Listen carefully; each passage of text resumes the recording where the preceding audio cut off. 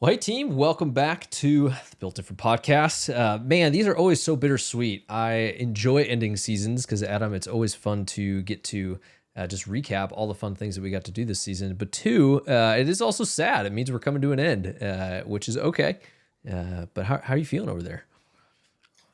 Definitely learned a lot here in our first, or I guess I should say my first season as a co-host on this thing. But yeah, same feeling. Had a lot of fun, great conversations, learned a lot about a lot of different people, and yeah, I guess I'm kind of already excited about looking forward to next week. I'm not sure what it's going to be You yet. know, we haven't really talked much about it, but maybe we will here, and maybe we'll tease a few things that we want to do too, which will be Maybe fun. we throw out a couple ideas and have people poll in the comments of this one. That'd be Hey, fun. there we go. Yeah, shoot us an email. Builtdifferent at droneapoy.com. We'll take some Like it. feedback.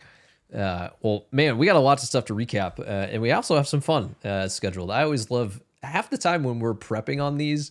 It's almost more fun than when we hit record. I don't know if that is the case. I mean, the fact that you're in a Hawaiian shirt and I'm dressed in black couldn't be more opposite. We flipped the script here, and I do have to go back. I recall back to the core construction episode where ZR wore his Hawaiian shirt, and I was very remiss in not having worn mine. So, as this being the season recap, like a Friday in the construction industry, it's you got to wear your Hawaiian. So that's what I'm going It with. would have been too loud if I would have worn it too. So I'll give you the stage gladly, and we'll celebrate a little bit. But we hope that you guys had an awesome time listening to this season. Man, it's really fun. As Adam and I were thinking about, man, we did so much this season. Went to so many places. We started listing it out. We're like, hey, we should like write this out and just kind of see it. So what I wanted to pull up here was, man, 7 states, 26 jobs, 15 companies, half a dozen or 2 dozen of Uber rides, so many meals. I mean, Adam, this was crazy. I mean, what's interesting, obviously we put out certain conversations from all of these visits, but man, we've done a lot in 4 months, 4.5 months or so. Man, Mm-hmm. I feel like your reward credits or travel miles have been on the exponential increase. The Southwest miles are definitely bumped up since the beginning of this year. So Yeah. thank you to Ploy and all of this for the picture that I will eventually be taking in this Hawaiian shirt. What's crazy though is like what I think I've enjoyed the most about this season has really been all these different conversations. I mean, we have recorded podcast episodes, we've shot site visit videos, which we'll talk about a little bit here. Just had some amazing conversations. I think anytime you hit the road, and I think what I wanted to note here is just like none of this is possible without y'all listening and asking us to come out and being willing to open up your offices for, I mean, recording studios and us setting things up. I mean, yeah, it's just fun to think back to, and so I love sharing these numbers. I thought it was kind of fun to think through some of these. I think it's definitely worth a thank you to all of the guests that we did end up shooting or recording an episode with. I think I've said it internally a handful of times. It's like generally thinking back to the field days, the sentiment was when the cameras showed up on the job site. That's when I was like on the penthouse elevator, uh, all the way at the top of the building, trying to hide, trying to stay away from the limelight. Yeah, that's fair. We hide our cameras discreetly, except when you come in with a full studio, it's pretty tough to be discreet about that. So, well, hey, we're gonna break this thing down a little bit of a little bit of a recap of what Adam and I's takeaways were, and then we have some fun things we're gonna do of just some other clips that didn't hit the social posts, the airwaves. That if you maybe hit on 2x speed, you maybe wouldn't have gone and listened to. They're just some of Adam and I's favorite quotes. But before we do that, I just want to kind of note, if you didn't know, we talked about this. I think we announced this even a couple weeks ago. Drone Point Insider. This is where all this stuff lives. There's a lot of great content out here. Would just encourage you. It kind of looks like Netflix, Adam. I don't know if you felt that same way, but this has a lot of Netflix vibes to it. And we just Mm-hmm. encourage you to go check that out. I'm sure we'll put links to it in the descriptions and all that stuff too. But the one thing to note that's really fun about this is kind of a new thing that I soft announced. Maybe we announced it loudly. I guess these site visit videos were just awesome. These were like conversations that we had that weren't recorded in kind of a podcast format. But yeah, Adam, tell me about just these and what got you excited about posting and sharing these stories out too.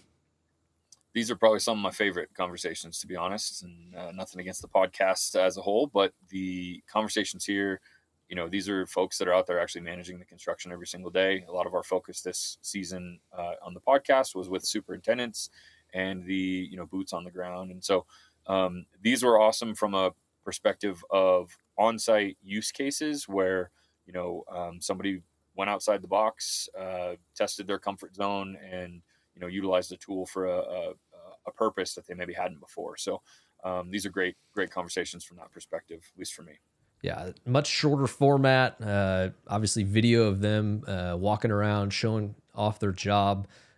Pretty cool use cases too. I mean, I just appreciate these video. I think honestly would agree with you, Adam. Those are like my favorite part about going out is just hearing the stories in the environments that these folks interact and live in. I mean, that's just as raw and as authentic as it can get. And man, it was just super, super fun. So if you haven't seen those, go check it out or just Google the site visit video by Built Different and be encouraged by those. So, Adam, let's get into our 4 kind of big takeaways. You got a couple, I got a couple. If you didn't know, obviously we put out these Built Different downloads, which I'll even show that and pull it up here as you kind of give your first one. But yeah, tell me kind of what your first takeaway was, Adam. Like what stood out from this year, and I got a couple too that I want to kind of highlight and elevate too. But before you do that, if you haven't heard or if you didn't know, we put out these things called the Built Different Download, which is just recaps and summaries of each of the episodes, written formats, really quick to kind of read through. You can subscribe to these, and I think it sends it to your inbox. And so check those out and take a look. But this is the personalized format, Adam. Tell me what your first takeaway was, and we'll kind of bounce back and forth here. Yeah, we talk about high level themes from the season. The first, I'm going to go as far as quoting myself right out of the gate. The theme that kept reoccurring from the very first episode, where it was just you and I talking like this, was the concept of feed the field. Right. Go back and listen to episode 1 if you didn't hear it. But basically, something I was taught or was told as a young engineer from a seasoned exec back in the day. And what was really cool, I didn't expect this, but almost every one of our guests, before we sat down and had a conversation with them, a lot of them had gone and listened to previous episodes on their own just to kind of know what they were getting into with us. And a lot of them, really pointed out and resonated with this idea of feed the field. And so, it was nice and refreshing to hear that was something that a lot of people that we talked to, really bought into and understood and agreed with as a sentiment when we're talking about technology in the construction industry and just its value that it needs to provide in making sure that the folks who are out on the job site in an operations capacity, that they are successful as they can be every day. And so that feed the field mentality is really one of my big takeaways from this season, and a lot of folks just resonated with it. Yeah, it was really encouraging to hear. I think folks that listened to the episode, I love what you said, like knowing what they got into. It was like, I think we sent them links over of like, hey, here's what this sounds like. But yeah, it was very encouraging to hear. It's like, hey, even off air and off camera, it was like, hey, that resonates with us. And yeah, obviously we talked about it in a lot of episodes too. But yeah, it didn't make its way onto our shirts that we made, but it certainly could be its own sticker and button and something that continues to just, I think, be the drumbeat of a lot of the folks that we talked to this year. Man, I think one of the ones that I kind of took away with was like simplicity is king.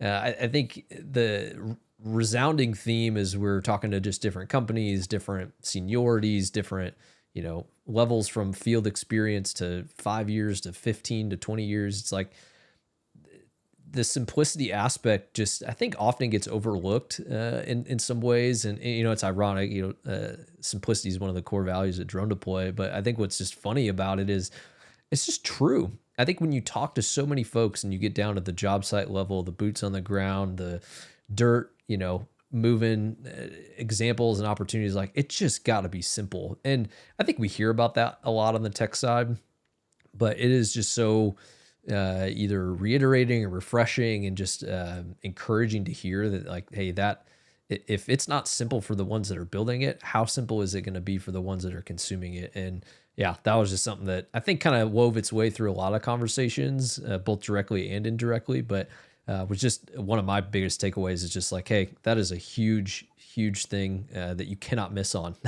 That's a pay to play concept that if not, you're not going to be setting up to be successful. Yeah, there's already a major complex project being built, so don't make it any harder with a complex or hard to use tool. So simplicity, I'm with you. All right, what's your third one here? Yeah, number 3 was, sort of on the kind of decision making side of things. We heard on a repeated basis that most of the technical buyers, and I should say most of the economic and technical buyers in the industry are, they tend to gravitate towards, at least initially, tools and solutions that they hear of through word of mouth, right? That these the industry tends to lean on its peers quite a bit, and so it was just an interesting theme that kept popping up within these conversations. Whether they were on air or even some of the stuff that we didn't record pre episodes. Yeah, a lot of folks are, I think, the comfortable place and where they're willing to stretch their wings a little bit is when a peer within their industry, somebody that they respect, refers them to a tool. And so, I shouldn't say that, or I should say that, there isn't a place for sales and outreach from the construction tech industry, but word of mouth is a really important piece when it comes to at least getting a foot in the door, and understanding when someone's going to gravitate towards a tool or not. Yeah, I was really interested to hear that kind of as a theme through a lot of different episodes. One question I feel like we found ourselves asking was like, hey, what are the resources, or where do you find or hear about some of these tools that you guys are using? And yeah, oftentimes it was very personal based. It wasn't a like, oh, I got a cold call and someone shot me an email, or a number I didn't recognize pulled up on my phone. And I think you like inherently know that. But what's really interesting is I think that it just shows the power of community and just the people and the networks and the connections that you have. And I think it was, episode 2 or 3 with Jeff Forbes from Beck talking about like how much he valued the feedback and almost like the evaluation process that was done from some of his peers.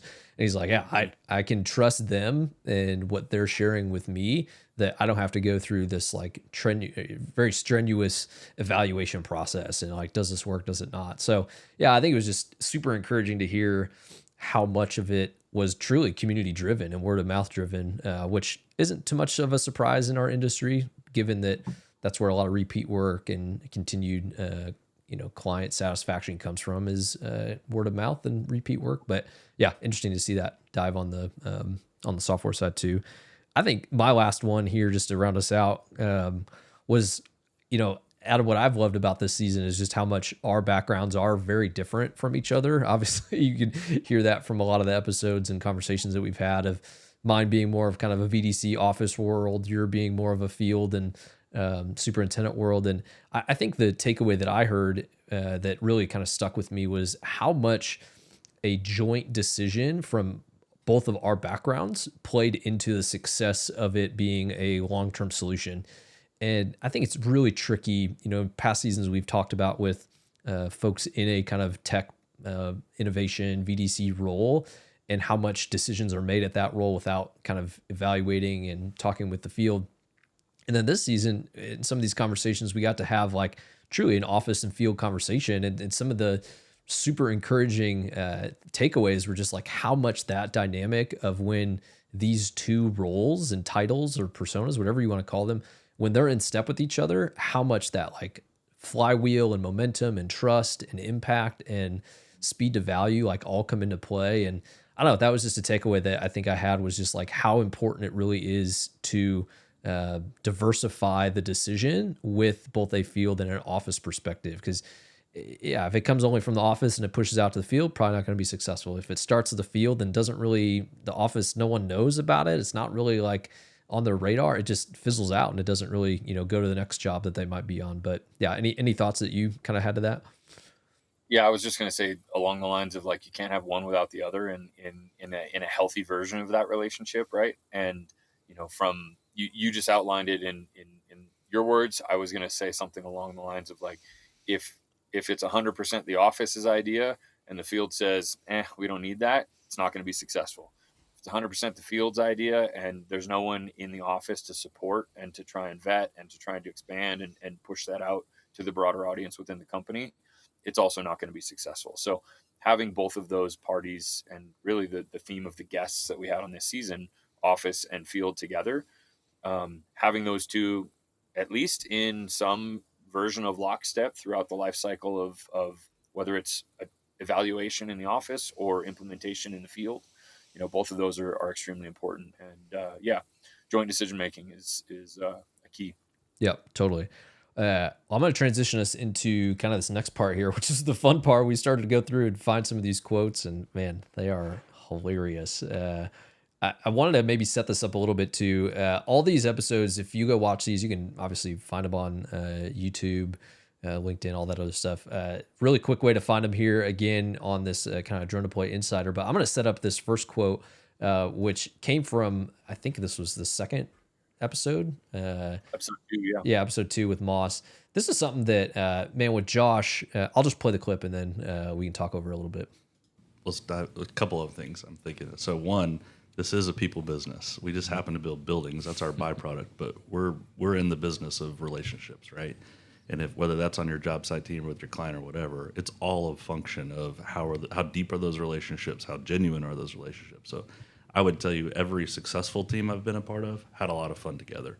But because really, whenever you get outside the office, you have fun, you light the grill on fire, whatever you do, there's laughter, it creates vulnerability, it creates a moment of like, hey, we're all the same people at the end of the day, and we're all on the same team. Our sign all says Moss or whatever company, and I think that's what bridges those generational differences of young and old, or innovative or not, or whatever. Like, we're just dudes and ladies doing construction. So I think that core of just remember the value of those relationships. That's one of our values here, and I think, man, this is, I'm going to sound bad here. That was such a fun trip to go down memory lane with those two. I mean, Josh I've known for many of years. Mike, who go back and watch and listen to that episode the full way through, or just fast forward to the end when he gives me a really funny gift that I gave him many, many years ago. But yeah, I mean, that quote really stood out. I can't remember if we clipped it or posted it on socials or not, but man, we're in the business of people. And I think it's just sometimes often, even as we talk about tech all the time, yeah, it's just easy to overlook. And I just think he summarized that really well. I think we were talking about generational gaps and the difference to, new workers coming in from college and old workers that are, maybe retiring here and soon. And yeah, it's just awesome. I just love that quote. Yeah, my take there is that for a construction tech based podcast, we had a lot of discussions around just relationships and the people skills that have to do with the industry. And that was, I think, a great summary of kind of all of the episodes wrapped up into one, where he said, we're in the people business. We just happen to build buildings too. I couldn't agree more. Again, coming from the field, you don't build buildings, you don't complete projects successfully unless you have solid, healthy relationships across the team. So yeah, awesome quote there. Well said. I'm going to set you up for this next one with Zach. This was a really good one. I think I'll play the clip and then you can add to it. The barriers of entry, I would say, have never been easier, but the sifting through different tech and different innovation, tools, like, what would you say to someone that's either on the fence or like, I don't know, or a younger superintendent that's like, I want to use everything. Like, yes, this thing tomorrow, this thing the next month. Like, how would you encourage superintendents? And then I kind of want to hear your thoughts on the office side. From a superintendent side, I'd say that, don't dog it until you try it. And you have to have a team that's going to be willing to let you try it. This stuff isn't free. You know what I mean? You gotta pay to be able to try it out. But that's what we've basically done. Yeah. I think his point there about, it's funny re-listening to that too. You outlined the superintendent, but then you also outlined what I think I remember Josh and Mike talking about you as an original engineer or early engineer, wanting to try something new every single day and just bite off all of the tools all at once. But the big takeaway for me there is just his open-mindedness and that whole, like he said, don't talk it until you try it. Right. So, to the superintendents that are listening, to the industry who have, kind of done it the same way for a long time, again, just be open-minded when it comes to new tools and what's available. Yeah, I would add to that, man. Dude, Zach's humility was off the charts. Like, this guy's out there building mega projects. Like, clearly his repertoire and like resume was pretty substantial in the corporate scoreboard. Yeah, totally. And he was just, yeah, I just love the simplicity of what he was saying. It's like, hey, like, I've tried a lot, seen a lot, have a lot of opinions, and yeah, it was a great, just kind of summaristic of like, just don't dog it till you try it. Yep. this next one here, I probably resonated a little bit with talking with Leighton Construction. I'll roll the clip and we'll add some thoughts. So it's organic growth is really what you want in that situation, because we as individuals who come from this space, it's easy for us to say, do this, do that. This is why it works. This is why it's great. But we live in this world. We breathe it. For them, they're living and breathing the application of driving a schedule and making sure those things work. And so you have to find the best way to insert that into their workflow without distracting what they're trying to do. Yeah, that was, boy, that hit home. I think Powerful one, yeah. Yeah, I've always appreciated Austin. He and I come from the same cut, just similar backgrounds, similar kind of workflows. And I think when he was saying that, what just really stood out to me was like, yeah, it's so hard to remember that we're in it every day. We being kind of the tech and the innovation kind of role, and we are interrupting their day to day, like what they get paid to do and managing jobs and like being efficient, learning a schedule. And yeah, I remember hearing that live and being like, it's so true. It just kind of hit in a different way. I can't remember if we cut that up as a social clip or not, but yeah, I mean, what was your kind of take as you heard that, being on the other end of like, yeah, you do come out and do that. I was thinking about it in the other terms where it's like, man, I've said that to people so many damn times. It's like, hey, I'm trying to build a building here. Like, I got to build a building first, right? That's the end of the day, what we're all going to be, measured against. But, yes, with that mindset of Zach's mindset of don't dog it until you try it. If I can get into it and, it works and it helps, I'm all about it. But yeah, let's make sure that what the field is saying is what's put up sort of on a pedestal and kind of highlighted. I think my leg was bruised under the table from you kicking me and being like, yo, that's what I tell you all the time. All right, I'm going to set up this next one here. We got a couple more. This one was really fun from Core. Again, just I think what Medina said here is so spot on. I'll play the clip and then we'll have you add some thoughts. It's because when you grow up in a certain environment, you get comfortable. And technology is associated with being uncomfortable because it's something new, because it's a change. Whenever there is a change, there is, overwhelming feelings. Mm-hmm. And people don't like to be uncomfortable. So that's why there's this resistance and that barrier. And that's why we need people like me in the field trying to get the buy-in and, start embracing the technology without having that fear of, being unsuccessful or just like uncomfortable. Totally. Yeah. I think you give me your thoughts. I got a lot to add there too. I was going to say truer words have never been spoken. I think that anyone listening to this podcast or anyone even close to construction tech or construction in general just understands the notion of change being something very, very uncomfortable and very difficult within this industry. I don't know what it is about us, but it's schedule, budget, right? All those things are king, and it's tough to change the way we do work. And so I really liked what she said there about, being able to embrace that change and being able to be comfortable being uncomfortable.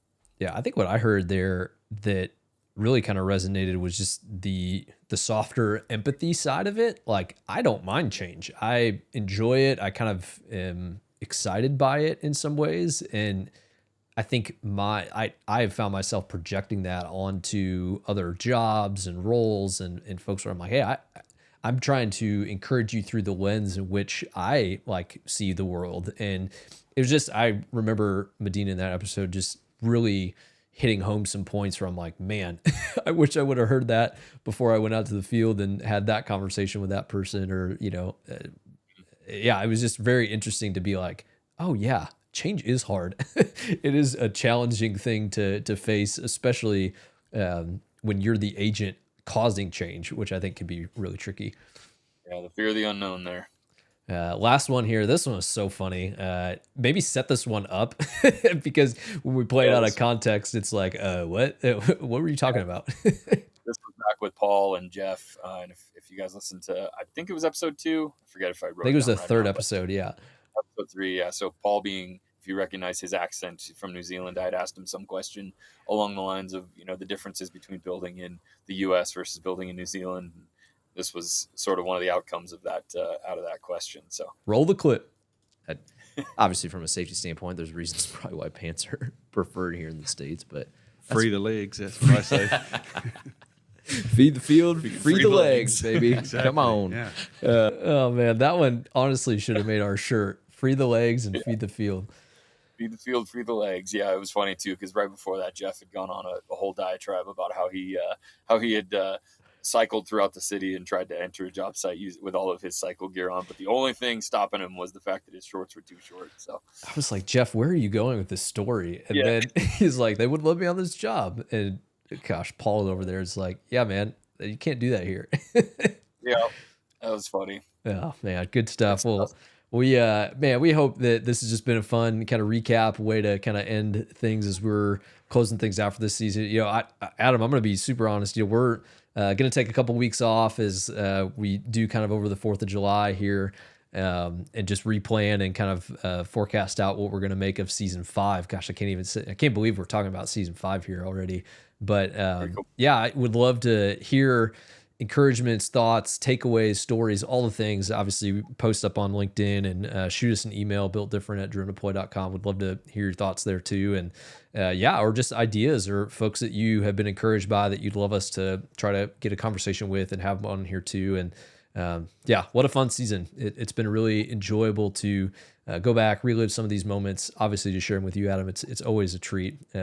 Those 7 states, 25, 6+ jobs are always more fun when you have someone that I think brings a little bit of a different perspective on things. And any final thoughts as we kind of close out the season?